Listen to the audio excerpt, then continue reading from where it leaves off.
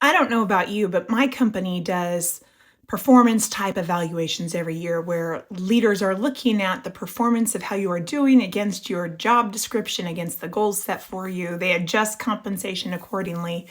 And this can be stressful for a lot of people. I have found over time that I actually really like this time. I like finding ways to improve in what I do. And if I'm not getting feedback, it's a little frustrating. I want to know where I'm not quite at the mark, if that's the case. Sometimes we don't like feedback in general. Sometimes feedback is hard to receive, especially if it's feedback that's negative.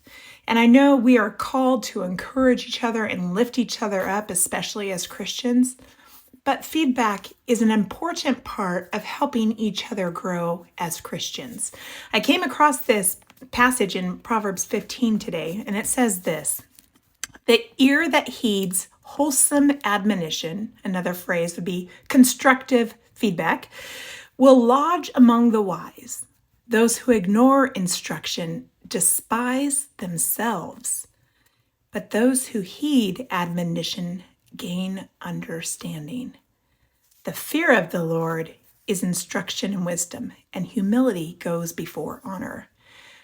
Yes, it can be hard to hear things where we are not quite up to par, but the reality is that we are to help each other grow and do better in areas where we are not as strong.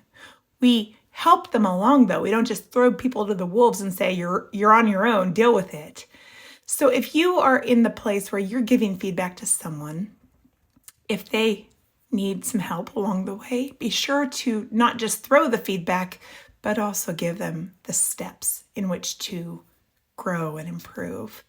And if you are on the receiving end of such things, it can be painful. It can be so hard.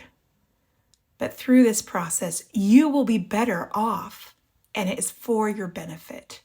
So I hope this year and every year as we all grow that we keep this in mind. Blessings on you today.